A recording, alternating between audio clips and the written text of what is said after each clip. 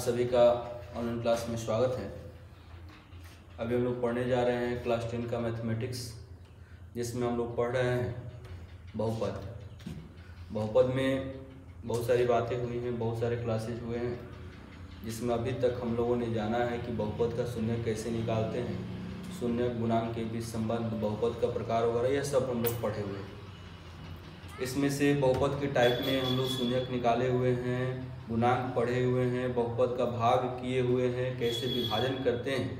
अब हम लोग को जानना है कि त्रिघात बहुपद का, जैसे द्विघात बहुपद का हम लोग शून्यक निकालना सीखे हैं, रैखिक बहुपद का शून्यक निकालना सीखे हैं, जीरोज मूल निकालना सीखे हैं। त्रिघात बहुपद का हम लोग शून्यक निकालना नहीं सीखे हैं। त्रिघात बहुपद को बनाना सीखे हैं कि शून्यक से त्रिघात बहुपद कैसे बनाएंगे, लेकिन अभी तक हम लोग त्रिघात बहुपद से शून्यक निकालना नहीं सीखे हैं।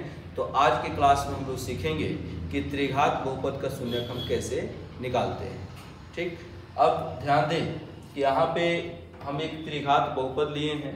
पहले कुछ बातें इसके लिए जान जाना आवश्यक है त्रिघात बहुपद के शून्यक निकालने से पहले, कि गुणनखंड यहाँ पे आवश्यक है, विभाजन यहाँ पर आवश्यक है, और शून्यक कैसे हम प्राप्त करते हैं किसी बिना भाग दिए हुए, यह आवश्यक है। यानी कि शून्य का मतलब यह होता है कि x का वह मान जिसको हम x में प्रतिस्थापित कर दें, तो प्रतिस्थापित करने पर उसका वैल्यू अगर शून्य के बराबर आता है तो वह उसका शून्यक कहलाता है। अगर शून्यक दिया होता है तो उससे हम उसका गुणनखंड भी निकाल लेते हैं। तो हम अब करेंगे, यानी कि गुणनखंड के द्वारा हम शून्य को निर्धारित कर सकते हैं। तो पहले हम गुणनखंड निर्धारित करेंगे, उसके बाद उसे शून्य का निर्धारण करेंगे। तो सबसे पहले यहाँ पर यह तो चर है, एक ही ऐसा टर्म है जो कि जिसमें चर शामिल नहीं है। यानी कि अगर हम कहें तो कोई भी जो बहुपद होता है वह चर के अनुसार ही निर्धारित किया जाता है। तो एक आपका पद है जिसमें चर नहीं है, जो आपके बहुपद के निर्धारण में शामिल नहीं है। इसलिए सबसे पहला आपका काम होगा कि हम अचर पद का गुणनखंड निकालें। यानी कि यहाँ हम लिखेंगे अचर पद बराबर -5। ठीक है, यह अचर पद हो गया। अब इसका गुणनखंड निकालेंगे। आप जानते हैं कि किसी भी दिए गए संख्या का गुणनखंड वह संख्या, वह राशि होती है जो उसको पूरा पूरा विभाजित कर सकती है। यानी कि अब इसका गुणनखंड क्या होगा, गुणनखंड होगा जो इसको भाग दे सकता है। यानी क्या होगा, तो -1 से भाग लग सकता है, +1 से भाग लग सकता है, इसके बाद -5 से भाग लग सकता है, +5 से भाग लग सकता है। यह इसके गुणनखंड हो गए। गुणनखंड अब वैसा अचर मान का गुणनखंड जो इसके चर में रखा जाए तो वह 0 दे दे तो वह उसका शून्यक कहलाएगा। यानी कि यहाँ से हम एक शून्यक निर्धारित कर सकते हैं, दूसरा भी कर सकते हैं। तो सबसे पहला काम होगा कि इस गुणनखंड के मान को रख करके हम यह देखेंगे कि इसमें से एक शून्यक कौन सा है। जैसे ही एक शून्यक निकलेगा उसके बाद उसके आधार पर हम आगे शून्यक भी इसका निकाल सकते हैं। एक बात और, यह बहुपद है त्रिघातीय, यानी कि निश्चित रूप से इसमें शून्यक जो मिलेगा वह कितना होगा, 3 ठो होगा। यानी कि अल्फा बीटा गामा जैसे हम लोग प्रकट किए हैं, जानते हैं कि जितना घात वाला बहुपद होता है उतना ही शून्यक की संख्या होती है। तो त्रिघातीय बहुपद है तो स्पष्ट रूप से है कि इसमें 3 शून्यक मिलेंगे। तो सबसे पहला हम यहाँ पर निकालेंगे जो यह अचर पद का गुणनखंड है, इस मान को हम बहुपद में रखेंगे बारी बारी से, और जिस मान के लिए यह 0 आ जाएगा पहला शून्यक आपका वह हो जाएगा। यानी कि एक शून्यक हम निकाल लेंगे, बचेगा 2 शून्यक। तो उसके बाद देखते हैं उसको कैसे निर्धारित करते हैं। देखिए, जब हम रखते हैं x बराबर -1, तो रखिए क्या हो जाएगा। तो हमने बताया है कि मान कैसे निर्धारित करते हैं। तो इसका मान रखना है उस जगह को छोड़ देंगे। जैसे x का मान रखना है, x को हटा दिए, जहां जहां भी x है उस सब जगह को खाली हमने कर दिया, उस सब जगह को खाली कर दिया। अब उस जगह पर हम क्या रखेंगे, -1। उस सब जगह पर क्या रखेंगे, -1। अब इसका वैल्यू निकालिए, -1 का पावर 3, यानी कि -1 का 3 बार गुना होगा। तो माइनस का पावर विषम संख्या है तो माइनस ही मिलेगा, और 1 का पावर 3 है तो 1 मिलेगा। फिर देखिए -3, फिर माइनस का पावर सम है तो प्लस मिलेगा, 1 का पावर 2 है तो 1 मिलेगा। फिर देखिए माइनस माइनस प्लस, और 9 से 1 में गुना करेंगे 9, फिर -5, ध्यान दें -1, फिर -3 में 1 से गुना करेंगे -3, फिर +9, फिर -5। अब देखिए यह माइनस यह माइनस यह माइनस, सारे माइनस को एक साथ जोड़ेंगे तो 5 3 8 1 9, -9 और +9 यह क्या हो गया 0 हो गया। जब 0 हो गया किस मान के लिए 0 हुआ है, तो -1 के लिए 0 हुआ है। यानी कि आपका यह शून्यक, एक ठो शून्यक आपको मिल गया कि इसका एक शून्यक हो गया -1। अगर इनकेस यह 0 के बराबर नहीं आता तो यह शून्यक नहीं होता, तब दूसरा मान हम रखते। जब तक कि कोई शून्यक इस गुणनखंड में से न मिल जाए तब तक ये मान को हम रखते जाएंगे। अब पहले मान के लिए मिल गया तो यह बड़ी खुशी की बात है, या आप यहां से आगे आसानी से कर सकते हैं। अगर नहीं आता तो फिर हम कहते कि जब x बराबर +1, उसके लिए भी हम चेक करते।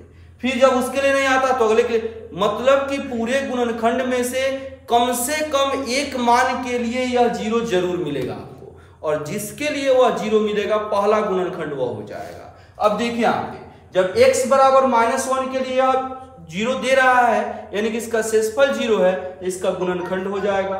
यानी कि x बराबर -1 px का गुणनखंड है, px का शून्यक है, शून्यक है। अब देखिए तो x बराबर -1 है तो इधर आएगा तो क्या हो जाएगा यार x + 1 बराबर हम 0 लिखेंगे, लेकिन यहां पर यह जो मान है x + 1 बराबर 0, अर्थात x + 1 क्या होगा px का गुणनखंड होगा, px का गुणनखंड होगा। अभी हमने बताया कि गुणनखंड का मतलब क्या होता है, कि वह मान जो दिए गए परिमाण को पूरा पूरा विभाजित कर देता है वह उसका क्या कहलाता है, गुणनखंड कहलाता है। यानी कि x + 1 px का एक गुणनखंड हो गया, जिसके कि हम एक शून्यक -1 निकाल चुके हैं। अब आगे गुणनखंड निकालेंगे, तो अगला गुणनखंड निकालने के लिए हम क्या करेंगे, अब x + 1 से px में भाग दे देंगे, है ना। तो अब x + 1 px divided by x + 1, ध्यान दीजिए। तो क्या करें, x + 1 से px में डिवाइड करेंगे। px का मान कितना है x³ -3x² -9x -5।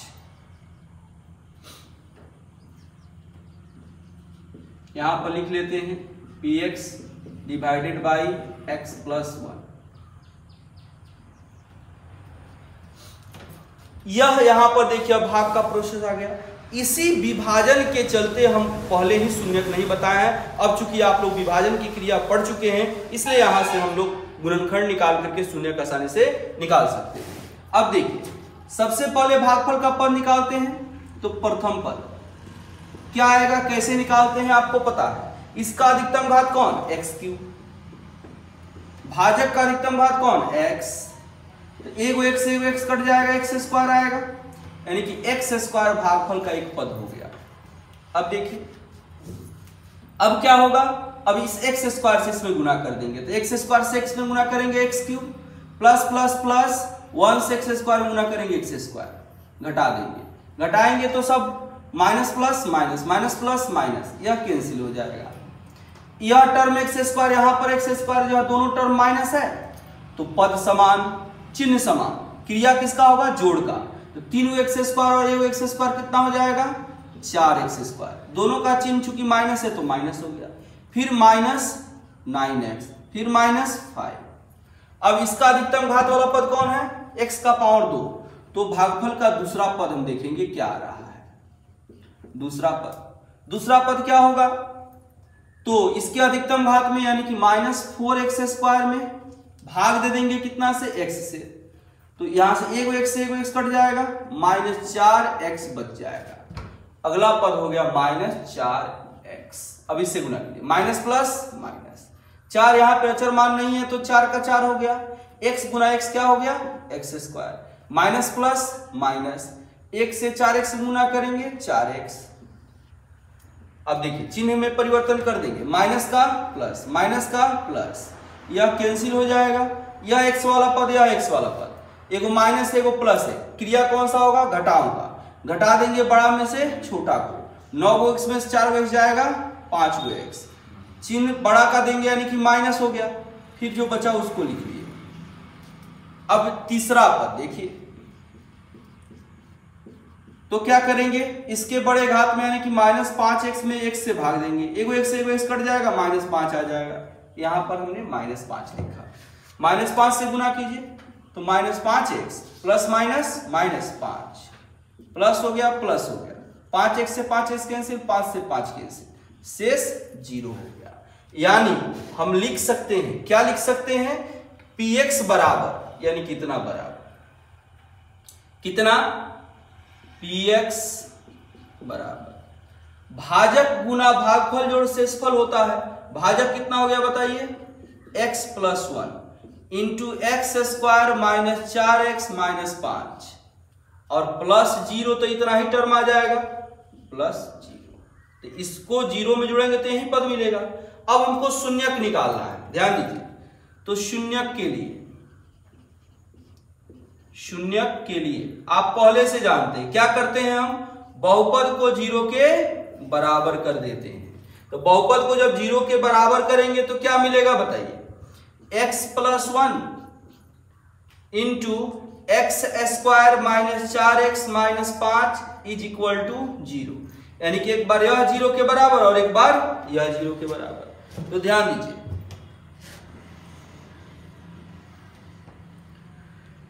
x plus 1 बराबर 0 तो x बराबर -1, यानी कि एक वो आपका शून्यक मिल गया।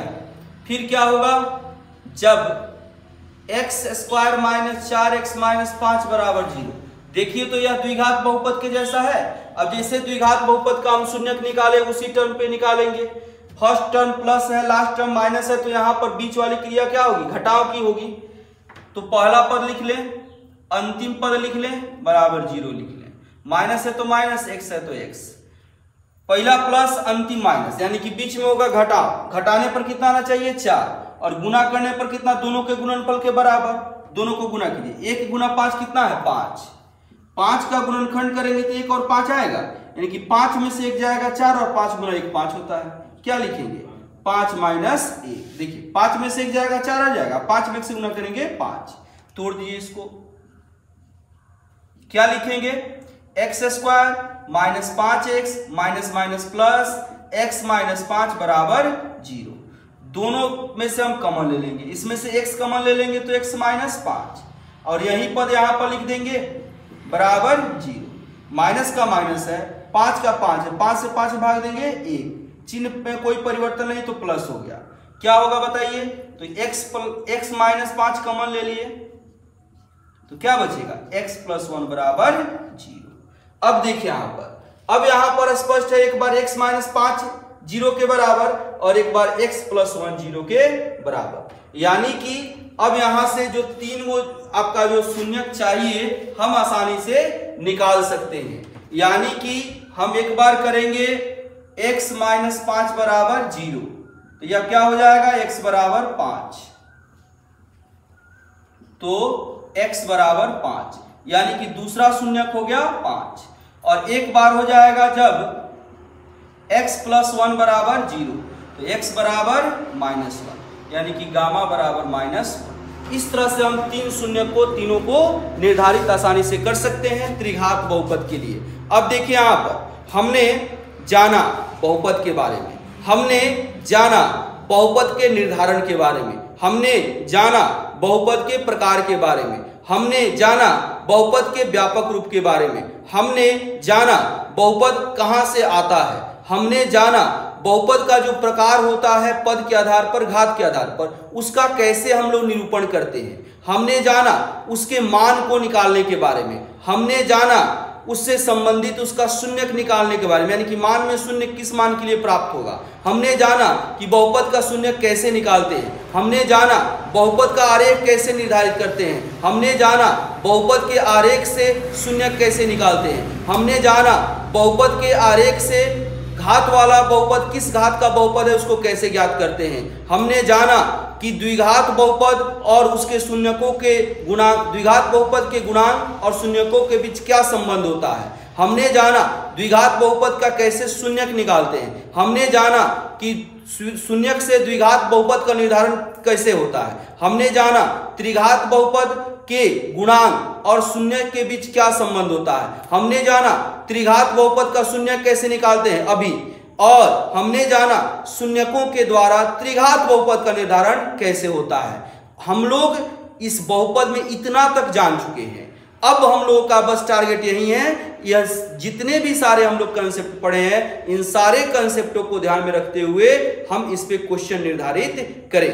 तो इस क्वेश्चन को कुछ अभी हम बता रहे हैं और कुछ जो फॉर्मूलाज है जिसका इसमें यूज आता है, जैसे दो शून्यकों के लिए द्विघात बहुपद दिया गया था, तो याद कीजिए कि पीछे क्वेश्चन हम लोग बनाए हैं जिसमें हम लोग अल्फा प्लस बीटा का मान निकाले हैं, alpha square plus beta square का मान निकाले हैं, alpha by beta plus beta by alpha का मान निकाले हैं। हमने जाना जो भी टर्म हम बोले हैं, जो नए विद्यार्थी इसको देख रहे हैं वह पीछे पार्ट बाय पार्ट सारे बहुपद के टर्म बताए जा चुके हैं, उन सबको अध्ययन करेंगे तो आपको शुरू से बहुपद में क्या क्या चीज हम बताए हैं आप सभी को देख सकते हैं। तो इसके पहले कि हम इसके क्वेश्चन को करें, आप सभी से एक बार आग्रह है कि इस पूरे बहुपद के कंसेप्ट को करें आज अभी।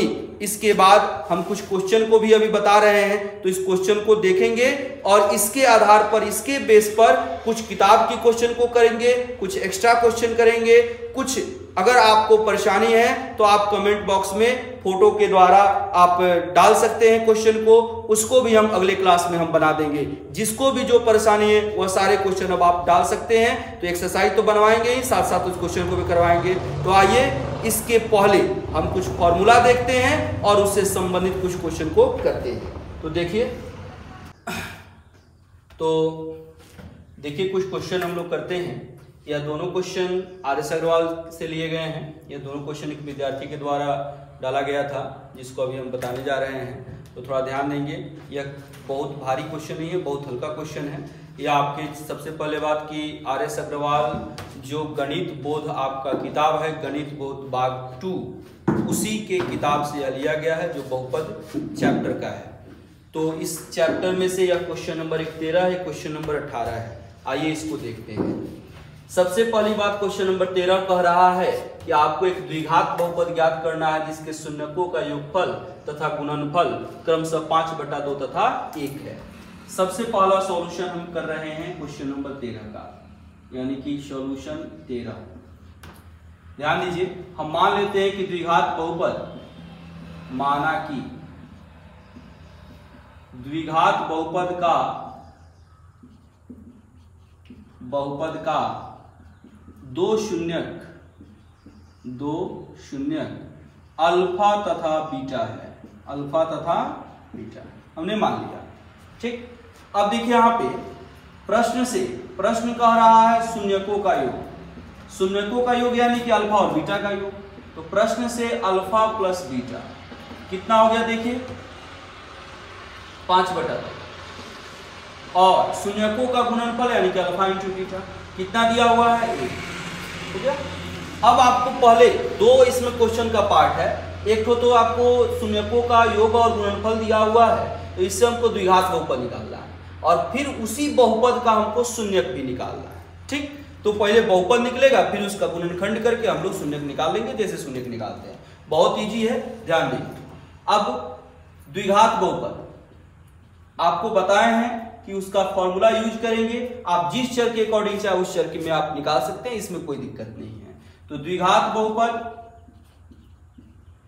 px बराबर आप यह जानते हैं, क्या जानते हैं, k into x square minus x into alpha plus beta और प्लस अल्फा इंटू बीटा। ध्यान दीजिए, अब यहां पर देखिए px बराबर के तो हो ही जाएगा, एक्स स्क्वायर हो गया माइनस एक्स हो गया, अल्फा प्लस बीटा का मान कितना हो गया 5/2 और फिर अल्फा इंटू बीटा का मान कितना हो गया 1।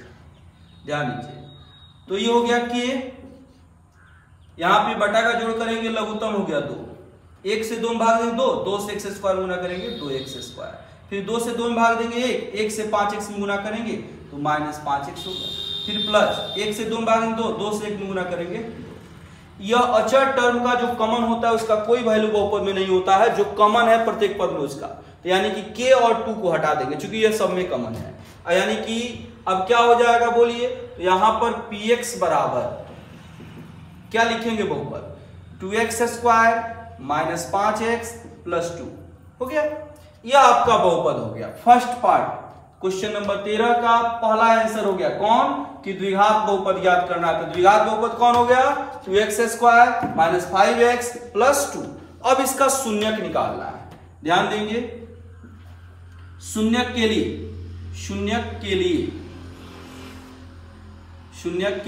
लिए क्या होगा, तो px इज इक्वल टू 0, यानी क्या हो जाएगा बताइए, तो 2x square minus 5x plus 2 is equal to 0। ठीक, अब यहां पर देखिए फर्स्ट टर्म को नोट कर लेंगे, लास्ट टर्म को नोट कर लेंगे, is equal to 0 minus x हो गया। ठीक, अब 5 को तोड़ करके 2 ऐसे भाग में इसको करना है कि यह जोड़ने पर, क्योंकि दोनों टर्म प्लस है, जोड़ने पर 5 मिले और गुना करने पर 4 मिले। ध्यान देंगे यहां पर कि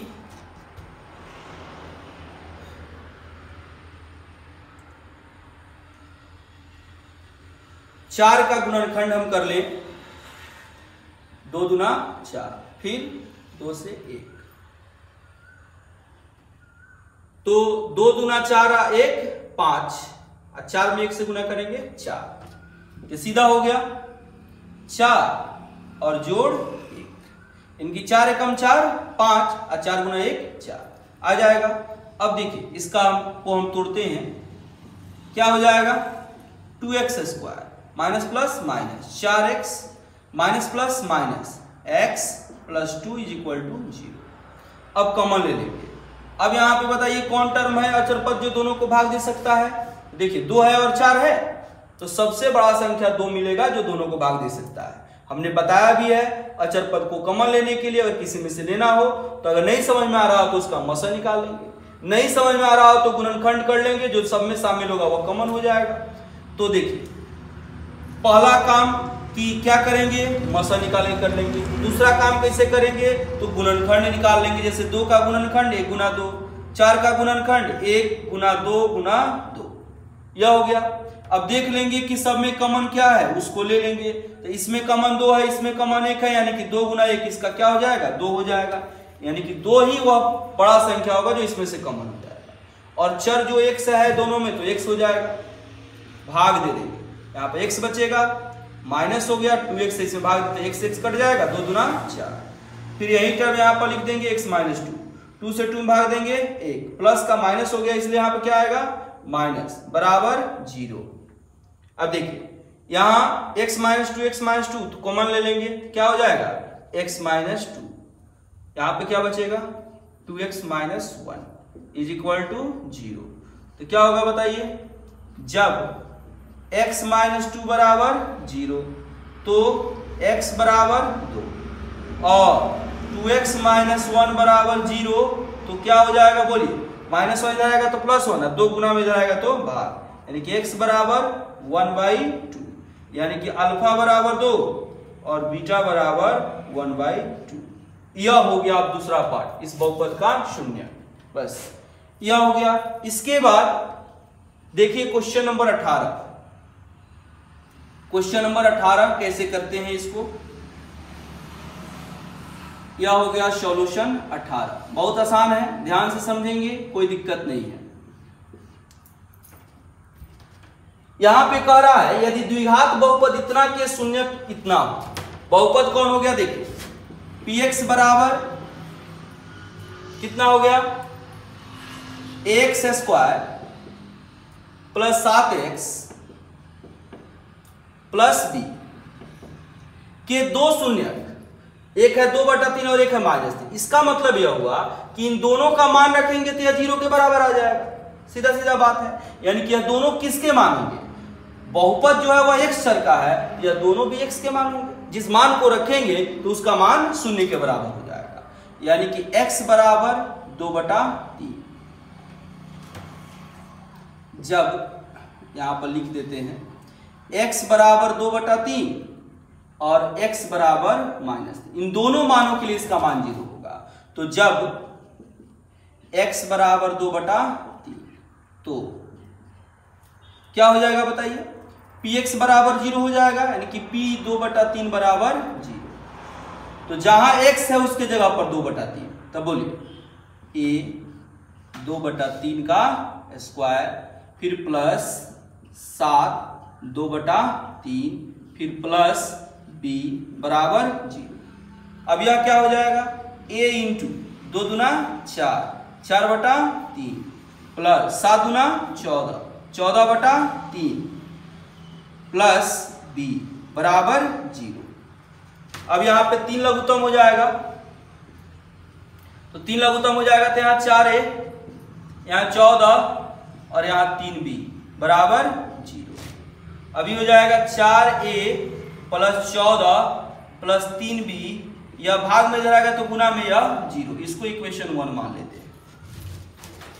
तो अब देखिए आगे, x का मान है -3, तो देखिए जब x बराबर -3 तो क्या हो जाएगा? जहां x है वहां पर -3 रख देंगे और वह मान 0 के बराबर। तो जहां जहां x है वहां वहां -3 रख देंगे। तो बोलिए a x की जगह पर -3 का स्क्वायर प्लस 7 x की जगह पर -3 प्लस b बराबर 0।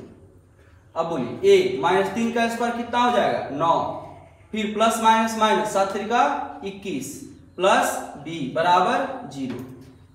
ध्यान दीजिए, यह हो गया 9a। अब इसमें से एक वो हम मान निकाल लेते हैं कोई भी, तो यहां पर हम निकाल लेते हैं a का चाहे b का मान। b का मान निकाल लीजिए, तो b बराबर क्या हो जाएगा? प्लस 9 इधर आएगा तो -9 हो जाएगा, -21 इधर आएगा तो प्लस 21 माइनस 9। इसको कर लीजिए समीकरण नंबर 2। अब इस b का मान ला करके हम समीकरण 1 में रख देंगे। यहां थोड़ा देखिए कि यहां पर 2/3 का स्क्वायर है तो 2 का स्क्वायर 4 और 3 का स्क्वायर यहां पर 9 हो जाएगा। ठीक है, 9 3 1 का लघुत्तम यहां पर 9 आएगा। 9 से 9 कैंसिल हो जाएगा, 1 बचेगा, 4 1 हो गया, 3 3 का 9, 14 3 42, यहां पर आ जाएगा 42। ठीक, और फिर 1 से 9 में हम भाग देंगे 9, 9 से b में गुना करेंगे, यहां पर 9 आ जाएगा। यानी कि यहां पर रिजल्ट अब आएगा आपका कितना? तो 4a प्लस 42 प्लस 9b बराबर 0। अब इसी में ला करके हम b का मान रख देंगे। अब b का मान समीकरण 1 में रखने पर, b का मान समीकरण 1 में रखने पर रखिए, तो जहां b है वहां पे इसका मान रख देंगे। यह हो गया 4a प्लस हो गया 42 प्लस 9 और b की जगह पे कितना हो जाएगा? 21 minus 9a is equal to 0 हो गया। इसको सॉल्व कीजिए, ये हो गया 4a प्लस 42, 9 से गुना कर लीजिए, 9 9 दूना 18 plus minus minus 9 9 81 a is equal to 0।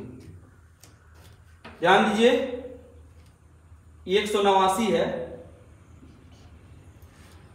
अब यह a वाला एगो प्लस एगो माइनस तो घटा देंगे बड़ा में छोटा को, 81 में से 4 जाएगा 77 माइनस 77 a, और यह प्लस दोनों अचर है, जोड़ देंगे 9 2 11 का 1 हाथ लगा 1, 8 4 12 1 13 का 3 हाथ लगा 1 और 1 1 2 इज इक्वल टू 0। क्या हो जाएगा? प्लस इधर आएगा तो माइनस, तो -77A इज इक्वल टू -231। तो A बराबर क्या हो जाएगा, -231 बाई -77, माइनस से माइनस कैंसिल।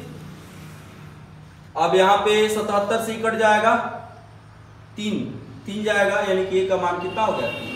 फिर समीकरण 2 से, तो क्या करेंगे समीकरण 2 में रख देंगे A का मान, तो B बराबर कितना हो गया 21 माइनस 9 इंटू A का मान 3, यानी कि 21 माइनस 9 त्रिका 27, घटा देंगे तो -6। यह हो गया B का मान। अब कुछ फॉर्मूला इसके साथ ही देख लेते हैं हम लोग। यह फॉर्मूला आपके लिए बहुत इंपॉर्टेंट है, ध्यान रखेंगे। यह कोई नया फॉर्मूला नहीं है, इसको आप लोग 9th क्लास में पढ़े हुए हैं। उसी फॉर्मूला को थोड़ा सा ध्यान देना है। जैसे a प्लस बी का square, a² plus 2ab plus b², यह आप जानते हैं। a² प्लस b² को इधर छोड़ देंगे तो प्लस 2 इधर आएगा तो माइनस हो जाएगा, यानी कि a² प्लस b² का फॉर्मूला हो जाएगा आपको कितना, a प्लस बी का होल स्क्वायर और माइनस 2ab। फिर इसके बाद एक और फॉर्मूला a प्लस बी का whole square, a plus B का whole square is equal to हम लिख सकते हैं क्या, a माइनस बी का होल स्क्वायर। तो a माइनस बी का होल स्क्वायर क्या आ जाएगा, a² minus 2ab plus b²। तो यहाँ पे तो प्लस 2ab चाहिए, इसलिए यहाँ पे प्लस 4ab, क्योंकि a² minus 2ab plus b² और प्लस 4ab, तो 4ab में से माइनस 2ab घट जाएगा तो प्लस 2ab आ जाएगा। ठीक है, यह अब a माइनस बी का होल स्क्वायर का फॉर्मूला आपको देखना होगा। तो a माइनस बी का होल स्क्वायर होता है a² minus 2ab plus b²।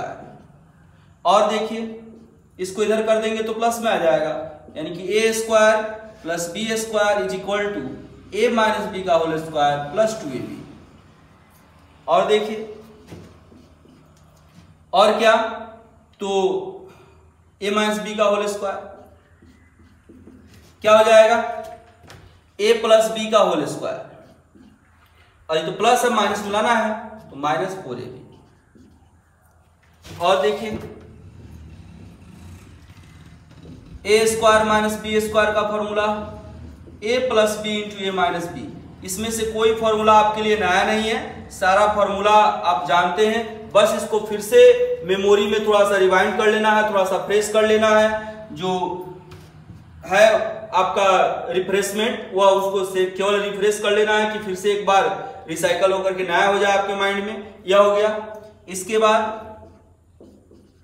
a plus B का cube, a cube plus 3a² b plus 3ab² plus b cube. अभी इससे और फॉर्मूला बनेगा, थोड़ा देख लीजिए सारे फॉर्मूला को, क्योंकि इस सब का जरूरत पड़ जाता है।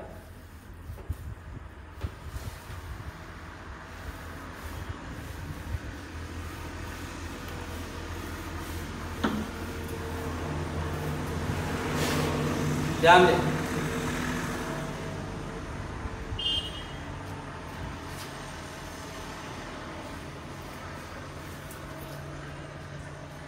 इसी फॉर्मूला को अगर हम तोड़ें, a प्लस बी का whole cube is equal to a cube plus b cube plus 3ab common ले लेंगे तो ये हो जाएगा a plus B, a plus B. फिर से इसको तोड़ ले, a cube plus b cube, तो ये हो जाएगा a प्लस बी का whole cube minus 3ab into A plus B. फिर अभी इसमें फॉर्मूला में तोड़ेंगे तभी हो जाएगा a cube plus B cube, a plus B का कॉमन निकल जाएगा यहां से, a प्लस बी बाहर आ गया, यहां पर बचेगा a प्लस बी का होल स्क्वायर माइनस 3ab। इससे एक और फॉर्मूला निकल जाएगा a cube plus B cube is equal to a plus B. अब a प्लस बी का होल स्क्वायर तोड़ेंगे तो a² plus b² plus 2ab minus 3ab तो माइनस ab हो जाएगा, यानी कि हो गया a² प्लस b² और माइनस ab। यह तो हमने सिर्फ जाना a प्लस बी के होल क्यूब के लिए। और देखिए